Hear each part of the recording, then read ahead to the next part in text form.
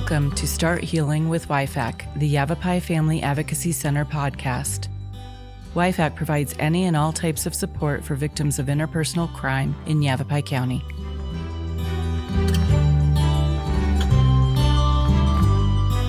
Hey everybody, welcome back to another episode of Start Healing with YFAC. I have Missy, that you're the executive director of YFAC.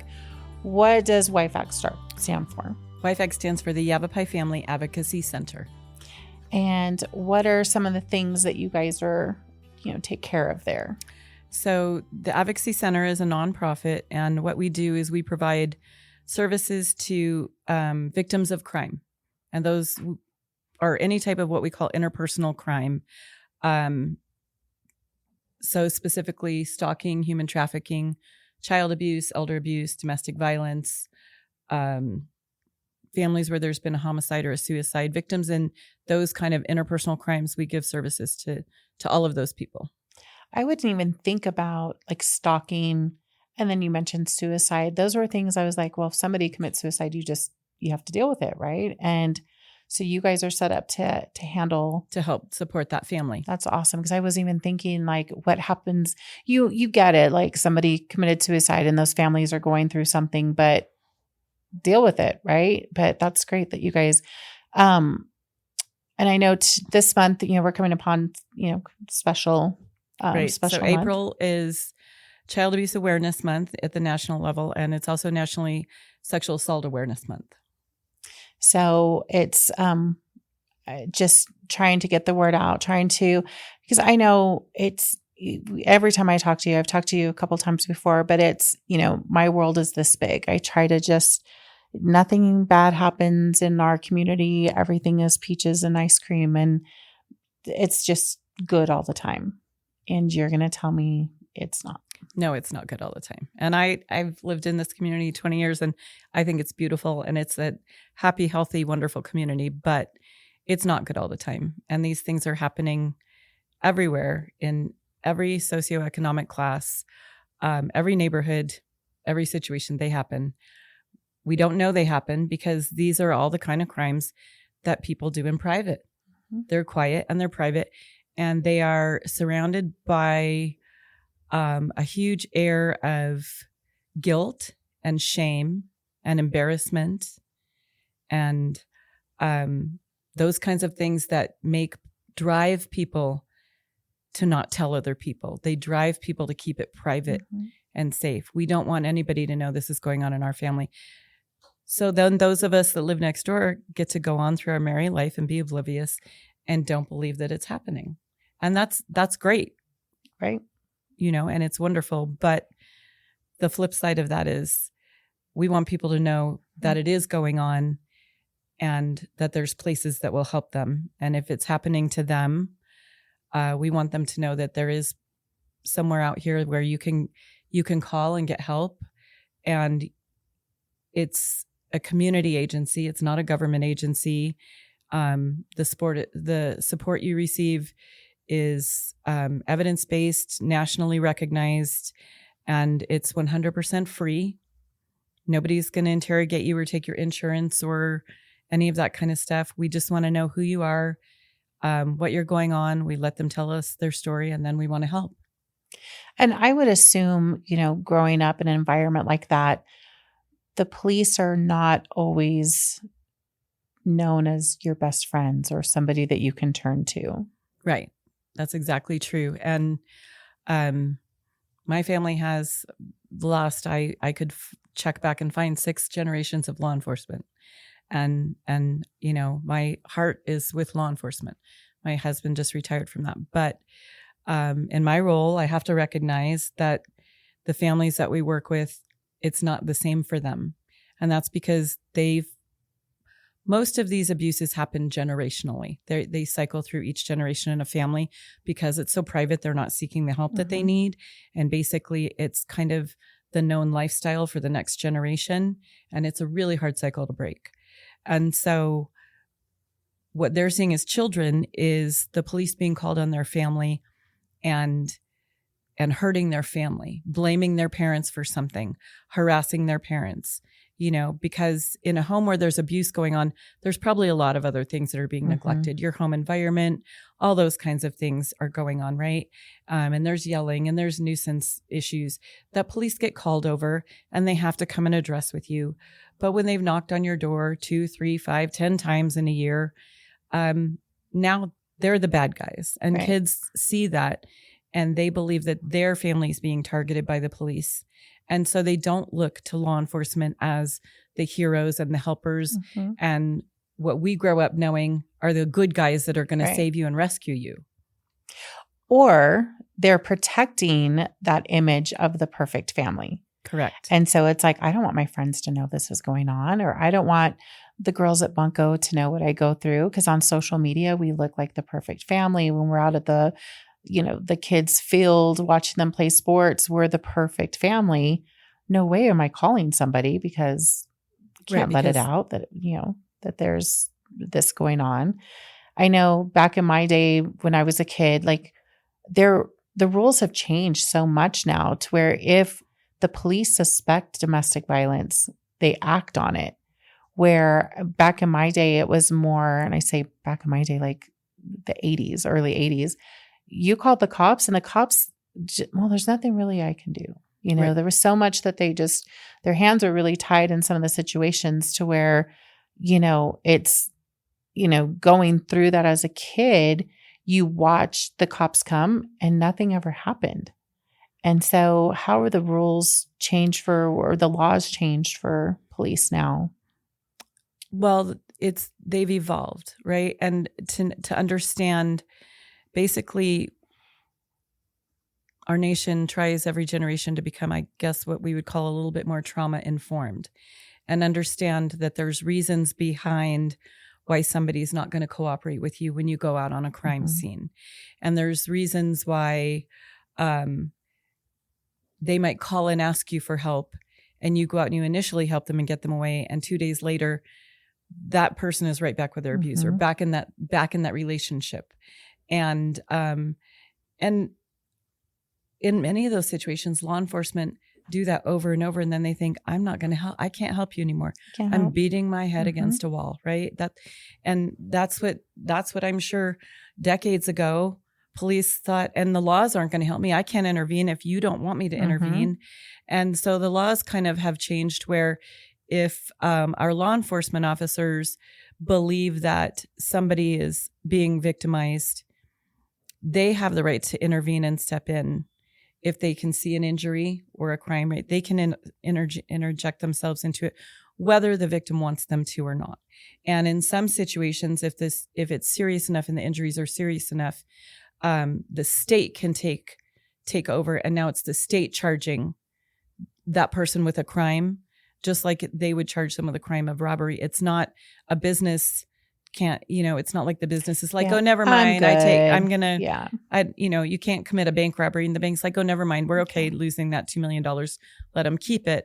The state can take the charges and say, you know what? Okay, victim, we wish that you were okay with us doing this. We understand though, that there's some psychology and emotional abuse behind this that has led to a place where you don't feel like you can stand up against him. And for you, it's easier to say, never mind, forget it. But we're not going to do it this time. The state's going to be the ones that are prosecuting the abuser for their crime, because we don't want to come out and find you dead here one day or really seriously injured. Right. And so that's kind of where it has come from. And we've come so far in training our officers to recognize you need to separate the victim from the abuser. You can't talk to him in the same room or in the same earshot. Sometimes you need to get them away from the site because just being there intimidates them so much, right? And sometimes those situations are still present if the situation isn't that severe and they have to walk away. But now they've got the resources to hand to them and say, you can call me tomorrow, or you know what, here's an agency that you can call. And sometimes they'll say, are you okay if I have somebody call you from a community agency? They're not part of the police department, but I want to make sure you're okay tomorrow. Can I have somebody give you a call? So we've kind of evolved and built those tools in that they can use to hopefully provide a softer intervention through their process and communication with a family. Well, that's so smart. If your abuser is standing there while you're being questioned and you say something that would positively let the police know that something was going on, but maybe there's not enough to do anything about it. And so the police leave and now you're there.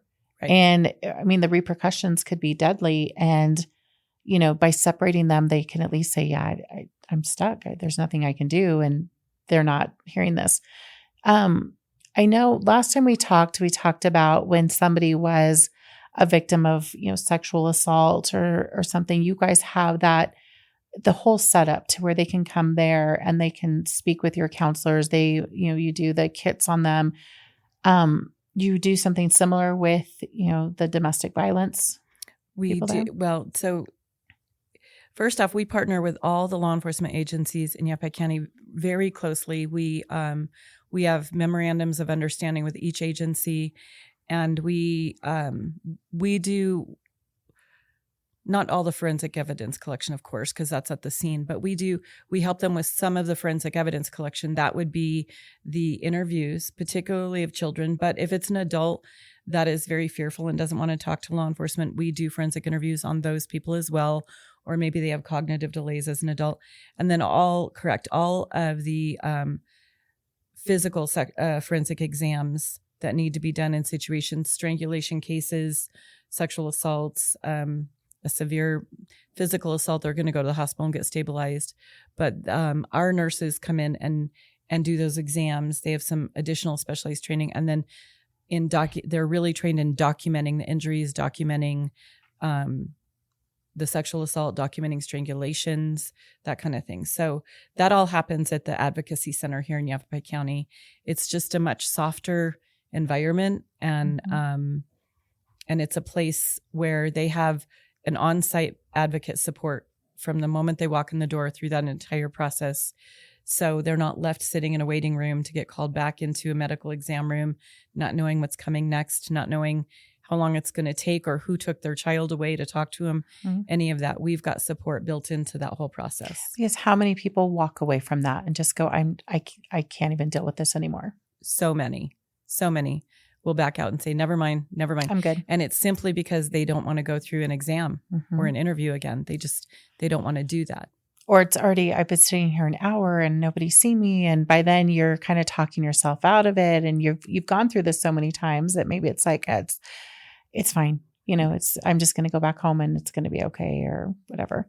So with it being, domestic violence awareness and month, what are some things that we can do as a community that, because I think so many people are like me. If I don't look for it, if I don't see it, it doesn't exist.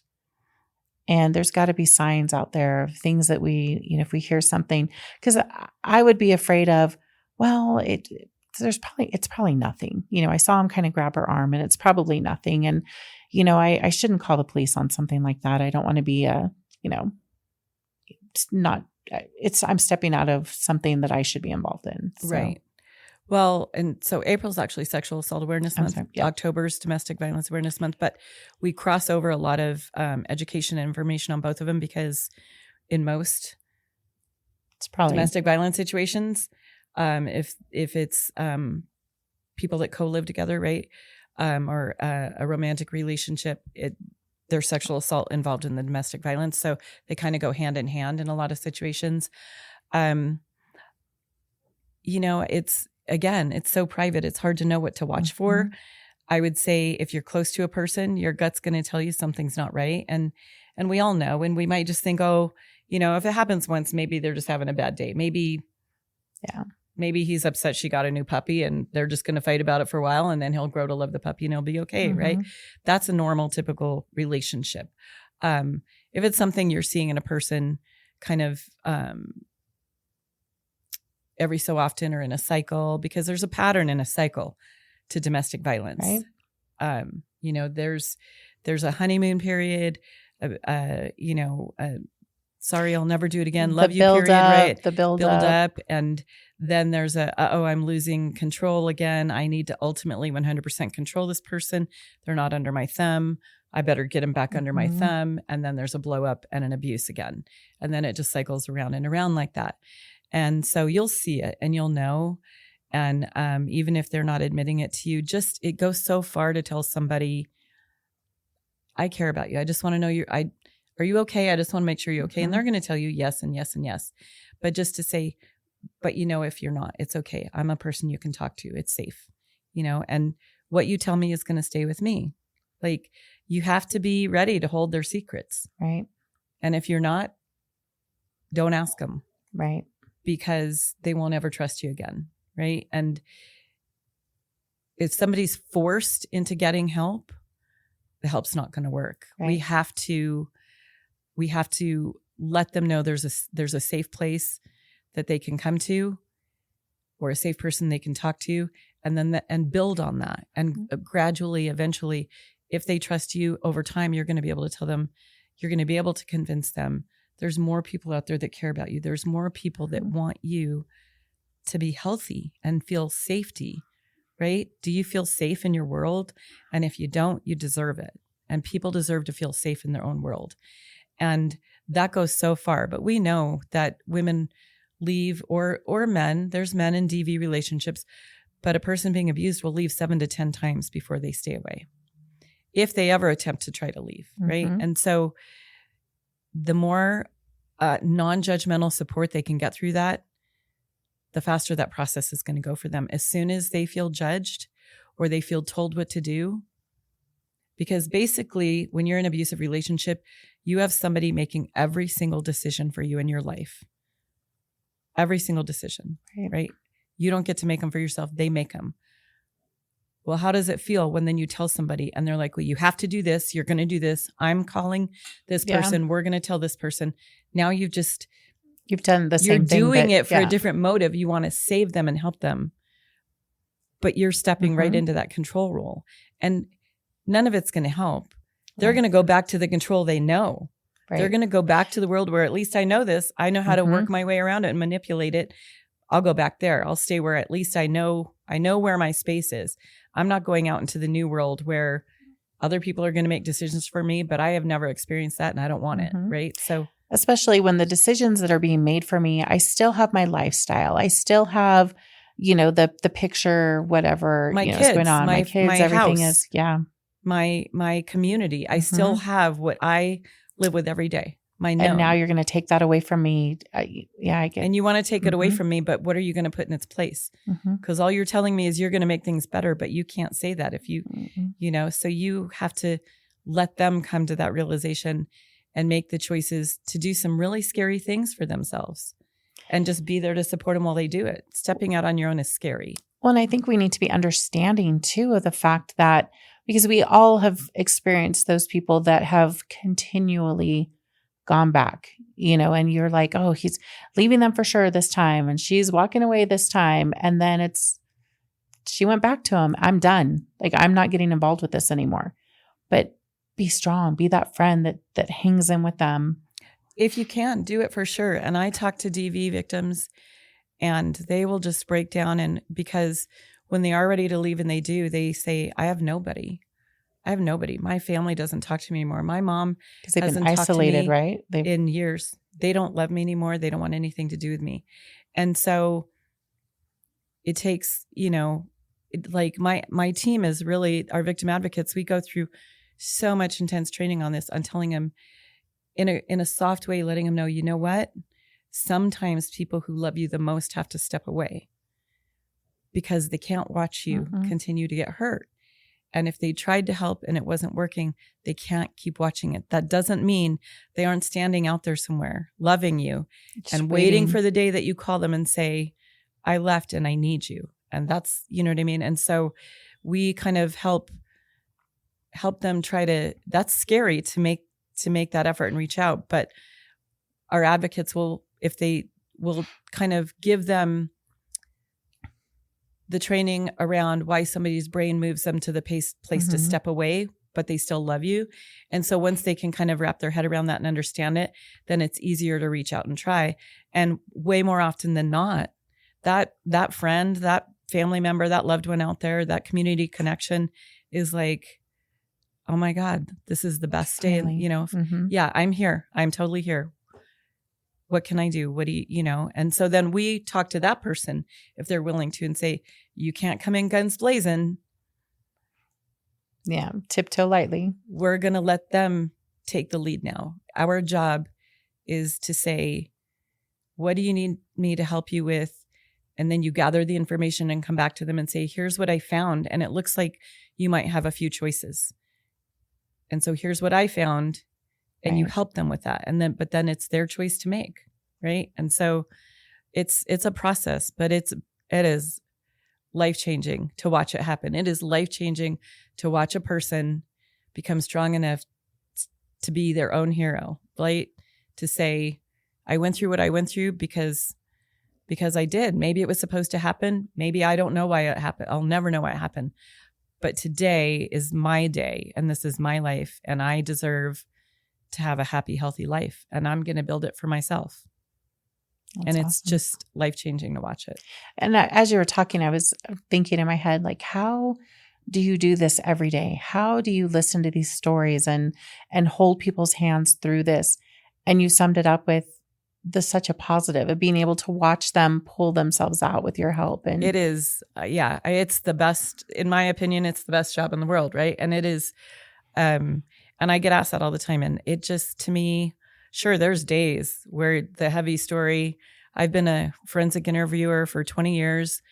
I've done well over 1,000 interviews with kids who are victims of all kinds of abuse and adults. And you walk out with a heavy heart and you've got to use your own self-help skills to process that and get through it. But when you get to be in this profession long enough to see the end result and see people come out strong, you just think, man, I am so lucky. Whatever you believe in, God, the earth, whatever, I am so lucky somebody put me in this place at this time to be part of this process because I was here for a reason. And what more could you want? Well, it's incredible. Incredible that you're doing what you're doing. Such a great organization that you have. Things have come a long way. And in time, I think people are, even if you bury your head in the sand, I think so many of us would just be there to help if we knew what was going on. And just thankfully, we don't have to be the ones going, I'm going to fix you. I know how to do it. I know someone who knows how to do it. And so Thank you for everything that you guys are doing there. It's awesome for the community. Thanks so much. So I'm going to, if you're good, we can wrap that up there. And, if somebody listening is looking for help, what is a good way to get a hold of you? You can reach out to our center. The phone number is 928-775-0669. You can email us at info at YFAC.org. So that's info@yfac.org. Our website is yfac.org.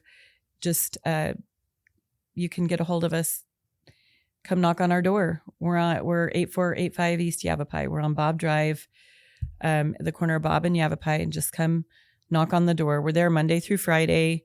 We have after-hour services, but those are when law enforcement call us in.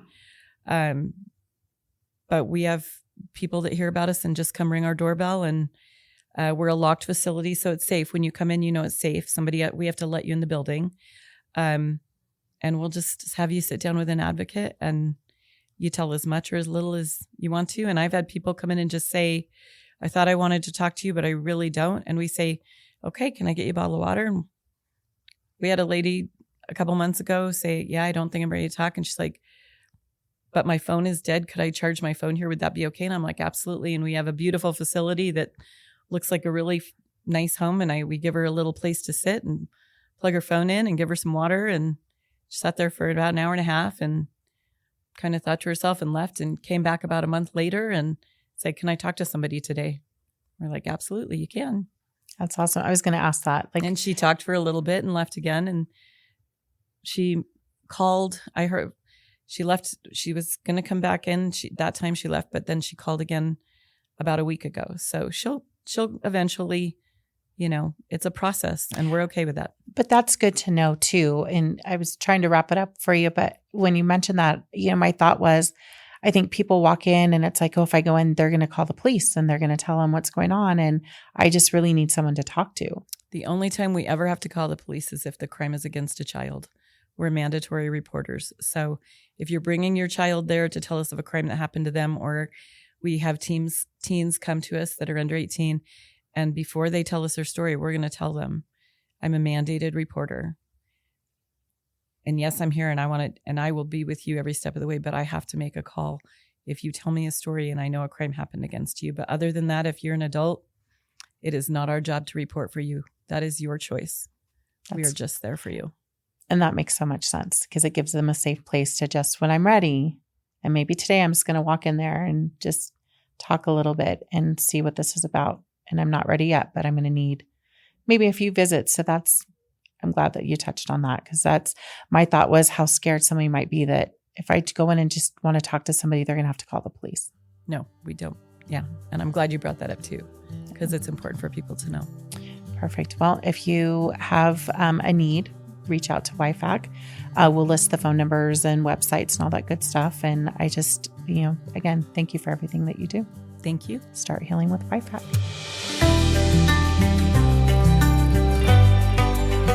Thank you for tuning in to Start Healing with YFAC, the Yavapai Family Advocacy Center podcast. If you or someone you know needs assistance, please don't hesitate to contact us online at yfac.org or call us at 928-775-0669. Start Healing with YFAC is proud to be on Cast 11, Prescott's podcast network. Find us wherever you stream your podcasts.